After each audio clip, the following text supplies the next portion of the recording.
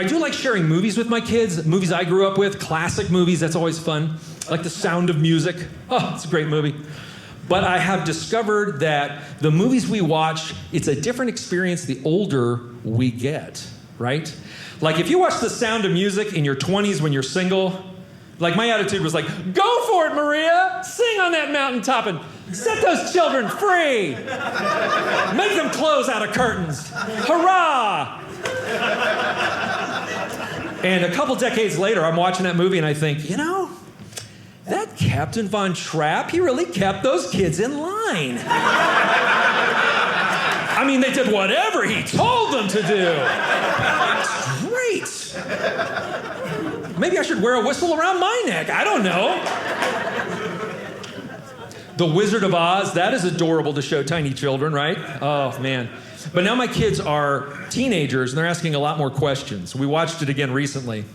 And, you know, Dorothy drops that house on that witch in Oz, and then she comes out in the movie. All the munchkins come out to sing to her. Welcome, welcome. You know, the mayor sings a solo.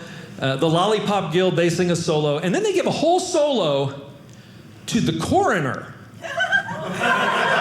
If you remember. As coroner, I must have her, I thoroughly examined her. Oh, really?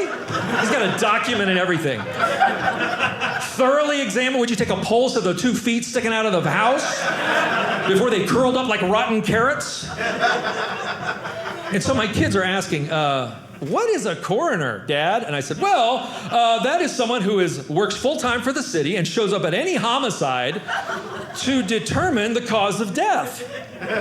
So, like, we all get to talking like, well, if Munchkinland has a full-time coroner, there's a lot more homicide going on in Munchkinland than we knew about. I mean, there is crime. That means there's gotta be cops working those little yellow streets. Munchkin Cops. That's the show I want to see. Munchkin Cops. Dewdrop, McGillicuddy, get in here. I want your gun and your badge. You're done. The only thing longer than the arm of the law are their twirly, twirly mustaches. We know they have an army, the Munchkin Army. We see them when the parade comes out for Dorothy. It's like 50 little guys in uniforms with little rifles, and they're marching in a straight line. But as an army, they are awful. They are terrible, because when the Wicked Witch of the West shows up, first thing these guys do, watch the movie, they just lay down on the ground. Prostrate on the ground, just like everybody else. They throw their guns aside, just like we practice, boys. It's a terrible defense. And the mayor's still singing, as mayor of the Munchkin City. Hey, stop singing, mayor, because this day is a fiasco.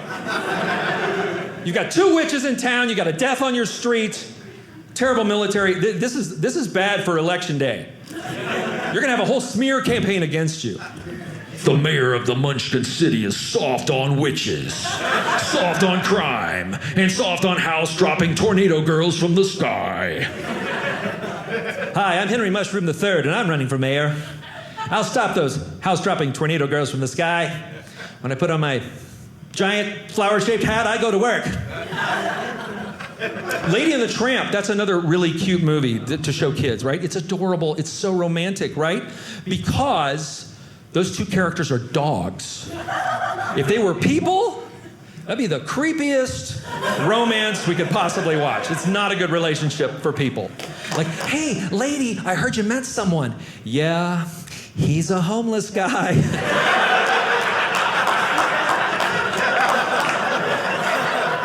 He just got out of the joint. We met while we were running from the cops. He calls himself the Tramp, so... Oh, did he take you to a nice restaurant? Well, not inside the restaurant, per se. More like behind it in an alley. And we ate out of the same bowl. He's a keeper. Hi, I'm Cory Edwards. That was just a short clip of my act, but if you'd like to see the whole show, you can go on Dry Bar Comedy Plus right now and see it. Right now.